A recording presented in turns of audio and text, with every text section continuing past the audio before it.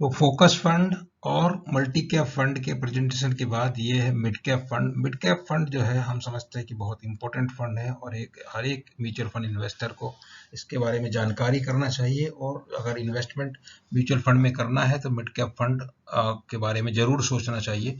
और जरूर सोचने का मतलब ये है कि इसमें इन्वेस्टमेंट करें, और नहीं करें तो क्यों नहीं करें। तो ये हम शुरू करते हैं स्टैंडर्ड डिस्क्लेमर के साथ में। और जो म्यूचुअल फंड का कैटेगराइजेशन किया गया 6 अक्टूबर 2017 में, उसके हिसाब से, और जो रिस्क प्रोफाइलिंग इन्वेस्टर का होता है, रिस्क एपेटाइट जो होता है, और उसका जो इन्वेस्टमेंट होराइजन है, उसके हिसाब से यहाँ एक टेबल फॉर्म में ये दिया हुआ है कि अगर आपका कितना इन्वेस्टमेंट होराइजन और क्या रिस्क प्रोफाइल है, तो आपको किस फंड में इन्वेस्टमेंट करना चाहिए।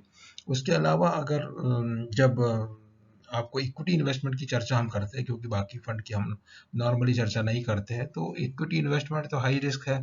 उसमें अगर मीडियम रिस्क होता है किसी का, तो उसके लिए जो आपको कहीं भी सलाह मिल जाएगी आप लार्ज कैप में और मल्टी कैप में इन्वेस्टमेंट कीजिए, और सिर्फ देखेंगे आप अभी आगे कि उसी में ज़्यादा से लोग इन्वेस्टमेंट करते हैं, और रिटर्न जो उनका मॉडरेट टाइप का होता है, बहुत अच्छा रिटर्न नहीं होता है। तो हाई रिस्क में कैटेगरी में मिड कैप का जो रिकमेंडेशंस होता है वो 3 साल से ज़्यादा अगर आपका इन्वेस्टमेंट होराइजन है, तभी आपको मिड कैप फंड में इन्वेस्टमेंट करना चाहिए, ऐसा मानना है। अब ये थंब रूल नहीं हो सकता, क्योंकि अगर आपने 2018 के बिगनिंग में इन्वेस्टमेंट किया तो 19, 20, 21 उस समय बहुत मार्केट हाई था। कुछ फंड अभी भी जो है उसमें उतनी बढ़िया स्थिति में नहीं है, धीरे धीरे जो है उनमें सुधार हो रहा है। तो वो समय समय पे थोड़ा बहुत बदलाव होता रहता है, बट अदरवाइज इन जनरल जो है 3 साल से ज़्यादा अगर आपका इन्वेस्टमेंट होराइजन है, तो आपको मतलब लॉस नहीं होगा, ऐसी संभावना है, और आपको ओवर लॉन्गर पीरियड जो है अच्छा रिटर्न मिलता है। वो आगे हम देखते हैं इसमें। तो जो क्लासिफिकेशन के हिसाब से 10 इक्विटी स्कीम है, उनमें उनमें मिड कैप एक स्कीम है जो बहुत महत्वपूर्ण है, हम उसको बहुत महत्वपूर्ण समझते हैं। और जो इनको कैटेगराइज जो किया जाता है बेसिकली, वो large cap, mid cap, small cap के बेसिस पे बाकी जो कैटेगराइजेशन है उसी में परम्यूटेशन, कॉम्बिनेशन और कुछ दूसरे क्राइटेरिया ऐड करके वो कॉम्बिनेशन बने हैं। तो ये चार्ट आपको थोड़ा सा हेल्प करेगा कि आप शुरू में अगर स्टार्ट करना, आइडेंटिफाई कहाँ से करें, कहाँ से कैसे शुरुआत करें। तो जो सारे जो आपकी जो कंपनी ट्रेड होती है, लिस्टेड कंपनियां हैं, BSE NSE में जो ट्रेडिंग होती है, उसमें उन सारी कंपनियों को 3 पार्ट में डिवाइड करने के लिए क्या किया जाता है, इसमें सर्कुलर में भी वो तरीका दिया हुआ है। हर 6 महीने में एक एक्सरसाइज करती है अम्फी, जो म्यूचुअल फंड की अम्ब्रेला ऑर्गेनाइजेशन है। तो उनको ये काम दिया गया है कि वो जो है हर 6 महीने में एक लिस्ट जारी करें, जिसमें लिस्ट होगी लार्ज कैप, मिड कैप और स्मॉल कैप कंपनियों की। वो लिस्ट कैसे बनाई जाएगी, उसके लिए वो लोग पूरा जो NSE BSE का मार्केट कैप का डाटा इकट्ठा करते हैं 6 महीने का, और उसका एवरेज मार्केट कैप निकालते हैं, 6 मंथ एवरेज निकाल के जो है उसको असेंडिंग ऑर्डर में रखा जाता है। डिसेंडिंग ऑर्डर में रखेंगे, क्योंकि सबसे बड़ी मार्केट कैप वाली कंपनी सबसे ऊपर आएगी। जो सबसे बड़ी मार्केट कैप वाली 100 कंपनियां हैं, वो लार्ज कैप में 1 से 100 तक उनको जो है रखा जाएगा। उसके बाद जो 150 कंपनियां हैं उनको मिड कैप में रखा जाएगा, मतलब 101 से 250 तक की जो है मिड कैप में आएंगी। और जो 251 के बाद जो भी कंपनियां हैं वो स्मॉल कैप में आएंगी। तो ये एक तरीका बताया गया कैसे इसमें है। तो मिड कैप में आपके जो है इन्वेस्टमेंट होराइजन का जो फंड मैनेजर है, उसके पास 150 कंपनियों में से के अंदर अपना 65% कम से कम इन्वेस्टमेंट उसको रखना होता है, और इस प्रकार उसका जो होराइजन है 150 कंपनियों में कंसंट्रेट करने का रहता है।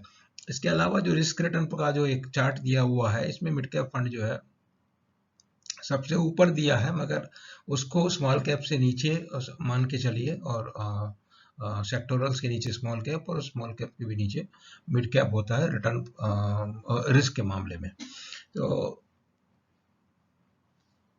ये सेक्टोरल फंड जो है वो बहुत टाइमिंग वाला रहता है हिसाब। उसमें स्मॉल कैप में भी थोड़ा रहता है टाइमिंग का, मिड कैप में उतना टाइमिंग का आपको बहुत ज़्यादा ध्यान देने की जरूरत नहीं है, क्योंकि उसमें फ्लक्चुएशन रिलेटिवली कम होता है। तो वो कैटेगरी जो 10 हैं, 10 कैटेगरी के म्यूचुअल फंड अभी जो कैटेगराइज किए गए हैं उसमें multi cap, large mid cap, small cap, dividend yield, value, Contra, focus, sectoral, thematic, LSS, ये 10 वैरायटी है। और मिड कैप में फंड में क्या मैंडेट है उसमें कि आपको जो है इक्विटी और equity related mid cap company में 65% ऑफ टोटल एसेट जो है उस पर मिनिमम इन्वेस्टमेंट करना पड़ेगा। उससे ज़्यादा भी कर सकते हैं और बाकी जो है 35% है या उससे कम दूसरे किसी एसेट क्लास में, मतलब लार्ज कैप में कर सकते हैं, स्मॉल कैप में कर सकते हैं, ऐसा फंड मैनेजर को इसके अंतर्गत जो है छूट दी गई है। तो हमने जो है जब देखते हैं अभी कहाँ इन्वेस्टमेंट करना है, तो सबसे पहले जब हम लोग देखते हैं कि रेटिंग, कुछ कुछ फंडों को रेटिंग मिला हुआ होता है और वो रेटिंग ज़्यादातर की आपको मीडिया के थ्रू जानकारी मिल जाएगी। तो दो रेटिंग एजेंसी बेसिकली काम करती हैं यहाँ पे, एक है क्रिसिल है और दूसरी जो है वैल्यू रिसर्च म्यूचुअल फंड की रेटिंग देती है। तो अभी 5 स्टार कैटेगरी जो क्रिसिल ने फंड चुने हैं उनका हमने यहाँ पे लिस्टिंग किया हुआ है। तो इनमें जो है कॉन्ट्रा कैटेगरी में एक फंड है इन्वेस्को का, ईएलएसएस कैटेगरी में 3 है, फोकस्ड कैटेगरी में 1 है, लार्ज एंड मिड कैप में 2 हैं, लार्ज कैप में 3 है, मिड कैप में 2 हैं, मल्टी कैप में 3 है और सेक्टोरल थीमेटिक में 4 हैं। उसके अलावा स्मॉल कैप में 1 फंड है। उसके आगे जब हम देखते हैं कि कितने फंड किस पर्टिकुलर कैटेगरी में है अलग अलग फंड हाउस के, तो लार्ज कैप कैटेगरी में 29 फंड है, लार्ज एंड मिड कैप में 28 है, मल्टी कैप में 35 है और मिड कैप में 26 फंड है और बाकी जो है नीचे दिए हुए हैं। तो ज़्यादा से ज़्यादा इन्वेस्टमेंट मल्टी कैप और लार्ज कैप में एयूएम ज़्यादा है और कारण यही है कि इसमें इस तरह का जो इंडिकेटिव जो आपको जानकारी दिया जाता है कि उनमें रिस्क कम है और आपका इन्वेस्टमेंट होराइजन बहुत ज़्यादा लंबा भी नहीं है, फिर भी आप जो लार्ज कैप या लार्ज एंड मिड कैप या मल्टी कैप में इन्वेस्टमेंट कर सकते हैं। लेकिन प्रॉब्लम क्या होती है कि मल्टी कैप में आपने इन्वेस्टमेंट तो कर दिया, मगर आपका फंड मैनेजर जो मल्टी कैप में इन्वेस्टमेंट नहीं किया, जो सेबी ने अभी डिटेक्ट किया है, तो उसमें परेशानी हो जाती है। उसकी हम ज़्यादा डिटेल में नहीं जाएंगे। तो मिड कैप में जब हम देखते हैं कि मिड कैप में किस फंड में कौन सा अच्छा मिड कैप होगा, तो एक तो तरीका है, अभी go by rating, 5 star rating वाले जो 2 फंड इसमें दिया हुआ है, और वैल्यू रिसर्च की रेटिंग चेक कर लीजिए उसमें किसका फंड का 5 स्टार रेटिंग है और उस फंड में इन्वेस्टमेंट कर दीजिए। तो उनमें बेसिकली रेटिंग्स में क्या होता है कि वो रेटिंग पे पास्ट परफॉर्मेंस का होता है और इसमें आपको अलग अलग पीरियड का जो परफॉर्मेंस जानने से थोड़ा सा पता लगता है कि म्यूचुअल फंड में क्या फंड मैनेजर कितना दिन से है और कितना दिन से उसकी क्या रेटिंग है। तो अलग अलग पीरियड में अगर उसकी परफॉर्मेंस आप देखें तो आपको ज़्यादा जानकारी इंसाइट उसमें मिलेगा और बाजार की क्या स्थिति रही और कैसी स्थिति में किस तरह का परफॉर्मेंस मिला उससे कंपेयर करिएगा, बेंचमार्क से कंपेयर कीजिए, तो उससे आपको जानकारी मिलेगा। तो इस प्रकार हमने जो है ये टोटल जो 26 म्यूचुअल फंड है उनमें से सिलेक्शन किया। तो सिलेक्शन में हमने क्राइटेरिया क्या रखा कि जिन फंड का एयूएम 1000 करोड़ से ज़्यादा है और 5 साल का परफॉर्मेंस रिकॉर्ड है ऑलरेडी, तो उनमें इन्वेस्टमेंट करना चाहिए, क्योंकि जो नया फंड है उसमें आपको मालूम नहीं है क्या कैसा फंड में अभी एनएफओ आता है, आप लोग 10 रुपये है 10 रुपये में लगा दीजिए, तो मतलब उसका कोई सेंस इसलिए नहीं होता है कि अभी आपको अच्छा फंड मैनेजर हायर करने के लिए, क्योंकि सेबी ने फीस वगैरह बहुत रेस्ट्रिक्ट कर दिया है। तो अगर आपका फंड का एयूएम अच्छा नहीं होगा तो आपका म्यूचुअल फंड जो है उसमें ज़्यादा उसको पैसा मिलेगा नहीं, फंड मैनेजर अच्छा हायर नहीं कर सकता। और ये जो स्मॉल कैप और मिड कैप कैटेगरी है इसमें फंड मैनेजर की स्किल, स्टॉक पिकिंग स्किल का जो टेस्ट होता है और वो उसी के बेसिस पे वो जो आपको परफॉर्मेंस डिलीवर करता है। तो अच्छा फंड मैनेजर नहीं होगा तो आपको अच्छा रिटर्न नहीं मिलेगा, ये मान के चल लीजिए। तो और दूसरा यहाँ देखने को मिलेगा कि जो फंड 5 स्टार फंड उधर लिस्ट में है, मगर वो यहाँ पे बेस्ट परफॉर्मिंग फंड आप देखिए 5 साल की परफॉर्मेंस में देखिए, 10 साल की परफॉर्मेंस में देखिए, वो नहीं है, या दूसरे फंड है जो 5 साल 10 साल में बहुत अच्छी परफॉर्मेंस दिखाए हैं। और 1 साल की परफॉर्मेंस में भी देख लीजिए तो अब कुछ अलग ही मिलता है वहाँ से यहाँ पे। जो नज़ारा है थोड़ा सा डिफरेंट होता है, क्योंकि 1 साल में आप देखिए 16% यूटीआई मिड कैप है और उसमें वहाँ पे तो है नहीं, यूटीआई मिड कैप का नाम ही नहीं है वहाँ पे। तो दूसरा, और ये जो आपको आसानी से जो परफॉर्मेंस कंपैरिजन मिलता है, इसमें क्या होता है, डे टू डे बेसिस पे चेंज होता है, उसको ट्रैक रखना थोड़ा मुश्किल है, क्योंकि कल आपने देखा होगा कि फंड का परफॉर्मेंस इतना है, और तो 3 दिन बाद या 1 हफ्ते बाद देखेंगे तो बोले इसका परफॉर्मेंस चेंज हो गया। तो क्योंकि वो वेरी होता है, डे टू डे बेसिस के जो एनएवी डिक्लेयर होता है उसके साथ वो अपडेट करते हैं, तो आपको 3 महीने का, 6 महीने का जो रिटर्न है या 1 साल का रिटर्न है, वो सब उसी हिसाब से जो एडजस्ट होता रहता है। तो उसके लिए बेटर ये है कि आप जो डेली चेंज होने वाली परफॉर्मेंस की बजाय क्वार्टरली और एनुअल परफॉर्मेंस के ऊपर ध्यान दें, जो आपको मिलेगी। आपको अपने आप कहीं से तैयार करना पड़ेगा, कहीं से डाटाबेस में आपको मिल जाएगा, बट अब उसका आसानी से नहीं मिलता है। ये हमने तैयार किया है, ये वही जो फंड है, उन्हीं का ये 2015 से 20 तक का जो है, पिछले 2 साल का क्वार्टरली है, और उसके पहले का एनुअल परफॉर्मेंस को हमने यहाँ पे लिस्टिंग किया है। तो अब देखिए क्या था कि 2015 में मोतीलाल मिड कैप एक 30 फंड है मोतीलाल ओसवाल का, उसकी परफॉर्मेंस बेस्ट परफॉर्मेंस थी, लेकिन अब आगे जाके क्या हो गया, अब ये कुछ परफॉर्मेंस उसका अच्छा नहीं कहा जा सकता। तो ऐसा इसलिए रहता है, इसलिए थोड़ा सा ज़्यादा समय तक देखना परफॉर्मेंस को जो है वो ठीक रहता है, और बुल फेज, बियर फेज, अच्छे हर एक फेज में जो है फंड मैनेजर किस तरह से परफॉर्म करता है, मतलब रिस्क टेकिंग कैपेबिलिटी क्या है, या पैरामीटर्स वगैरह से वो रिस्क कंट्रोल करते हैं। तो इसमें अभी जो आप देखेंगे, अभी Q2 में परफॉर्मेंस जब देखते हैं तो Q2 में जो है 22%, 24%, 23% इस तरह की परफॉर्मेंस मिली है कुछ फंड की। डीएसपी है 23% है, एचडीएफसी 24% है, और ये आईसीआईसीआई मिड कैप 24% है, L and T mid cap 33%, Kotak emerging 22% है, और निप्पन इंडिया ग्रोथ ये भी 22% है, और जबकि एसबीआई मिड कैप 26% है, और यूटीआई मिड कैप भी 24% है। बहुत अच्छी परफॉर्मेंस है।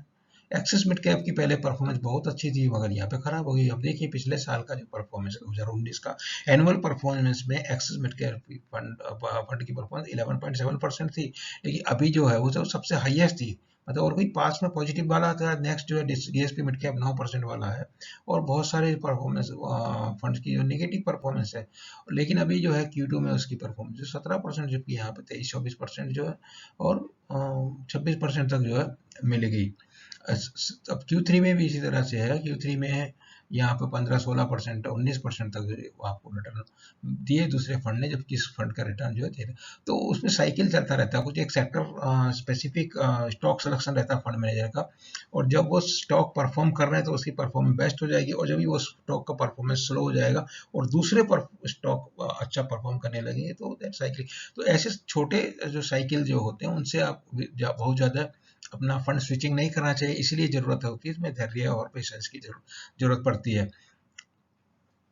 तो अभी इसको फॉर एग्जांपल देखिएगा, जो एक्सिस मिड कैप फंड होता है 2019 में उसका बेस्ट परफॉर्मेंस था, और 2018 में कैसा था, नहीं था बेस्ट, और 17 में कैसा था, 17 में 40 के ऊपर वाले कौन कौन है, एक्सिस है, बिरला है, डीएसपी मिड कैप 39 है, प्रीमा फ्रैंकलिन प्रीमा 39 है, एचडीएफसी 41 है, आईसीआईसीआई 42 है, इन्वेस्को 44 है, कोटक इमर्जिंग 44 है, एलएनटी मिड कैप 52, और ये 43 है निप्पन इंडिया ग्रोथ, और उसके बाद एसबीआई मिड कैप तो नहीं है, सुंदरम 39, और यूटीआई मिड कैप 40 है। तो इसमें कुछ 2-3 जो है अंडर परफॉर्मर थे 17 में, वो थे एसबीआई मिड कैप, मोतीलाल करके ये थे। फिर अगले साल में जो है पूरा जो है अलग अलग परफॉर्मेंस जो है अलग अलग पीरियड में जो है हो गई, तो उसके हिसाब से देख के एक जजमेंट करना होता है, और वो कंटिन्यूस इवेल्यूशन की जरूरत होती है। स्मॉल कैप से इसमें इवेल्यूशन उतना ज़्यादा जरूरत नहीं होता, मिड कैप में स्मॉल कैप से कम होता है, लेकिन लार्ज कैप के मुकाबले और मल्टी कैप के मुकाबले आपको परफॉर्मेंस पे ध्यान रखना पड़ता है। क्वार्टरली रिव्यू करना, मतलब 3 महीने में एक बार काफ़ी है। तो जो पोर्टफोलियो चेंज कर रहे हैं, वेदर फंड मैनेजर रिएक्ट करता है मार्केट परफॉर्मेंस के लिए या नहीं करता है, अपना पोर्टफोलियो रीबैलेंसिंग करता है नहीं करता है। तो मिड कैप में यही है कि क्या स्ट्रेटजी हम अपनाएं, इन्वेस्ट इन फॉरगेट और इन्वेस्ट इन मॉनिटर। तो इन्वेस्ट इन फॉरगेट स्ट्रेटजी तो हम समझते हैं कि किसी भी फंड में जो है काम करने वाली नहीं है। Invest in monitor the best strategy है। कोई सा भी फंड में आप इन्वेस्ट कीजिए, और बहुत ज़्यादा मॉनिटरिंग की जरूरत नहीं है, डे टू डे बेसिस पे जरूरत नहीं है। 3 महीने में आप एक बार देख लीजिए कि आपका परफॉर्मेंस, जिस फंड में आपका इन्वेस्टमेंट है उसमें परफॉर्मेंस कैसा है, टॉप क्वार्टाइल में है कि नहीं है। और तो लगातार अगर खराब हो रही तब आप स्विच करने की दो तीन चार क्वार्टर में अगर खराब परफॉर्मेंस आ रही तब आप सोचिए कि उसको स्विच करके दूसरे फंड में चले जाए। अदरवाइज एक दो क्वार्टर में अगर खराब परफॉर्मेंस है तो उसके बारे में कुछ मत सोचिए, रहने दीजिए, क्योंकि स्विचिंग करेंगे तो वो कॉस्ट होता है। दूसरा है कि आपको इन्वेस्टमेंट एसआईपी के थ्रू करना है, लमसम करना है, वो डिपेंड करता है इस बात के ऊपर कि आपका जो इनकम स्ट्रीम जहाँ से आप पैसा आ रहा है वो कहाँ से किस फॉर्म में आ रहा है। वो लमसम फॉर्म में आ रहा है तो लमसम इन्वेस्टमेंट करना अच्छी स्ट्रेटजी है, और अगर वो मंथली इनकम के रूप में आ रहा है इधर थ्रू सैलरी और वट एवर मीन्स, तो रेगुलर मंथली इंटरवल पे आता है तो एसआईपी करना बेहतर होता है। और अगर कोई बोले कि आपके पास लमसम पैसा है और आपको एसआईपी कीजिए तो वो कुछ वाइट डिसीजन नहीं होता है।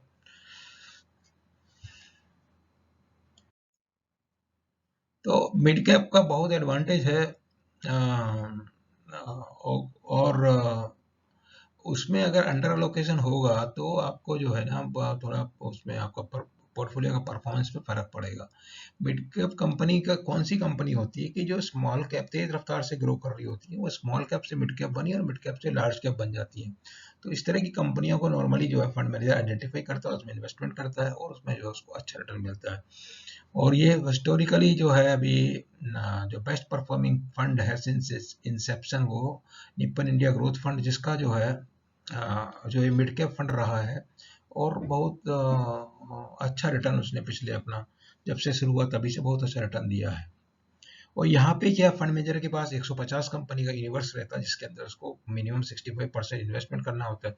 बहुत ज़्यादा बड़ा उसका यूनिवर्स नहीं है, 150 में से उसको चुनाव करना है 25-30 कंपनियों का जिसमें इन्वेस्टमेंट करना है, और बाकी उसके बाहर से कुछ कर सकता है। तो उसमें से उसका जॉब रिलेटिवली स्मॉल कैप की बजाय रिलेटिवली यहाँ पे रेस्ट्रिक्ट स्कोप रेस्ट्रिक्ट रहता है, तो जॉब थोड़ा सा आसान हो जाता है। और लेकिन फिर भी जो है 150 में से भी 30 चुनना है, 25 चुनना है, 20 चुनना है, वो भी उसका स्किल पे डिपेंड करता है। तो ये जो है स्मॉल कैप फंड और मिड कैप फंड ज़्यादा से ज़्यादा जो है इनमें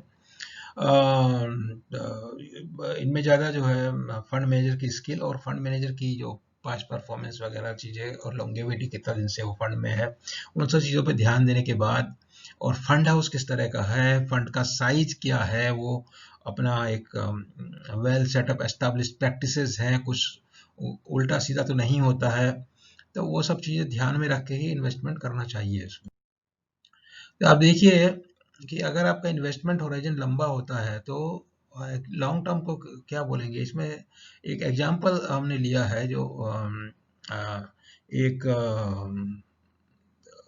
10 साल का पीरियड है।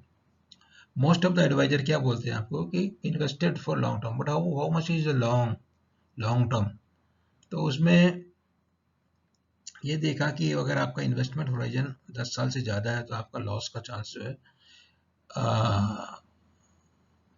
वो नेग्लेजिबल हो जाता है।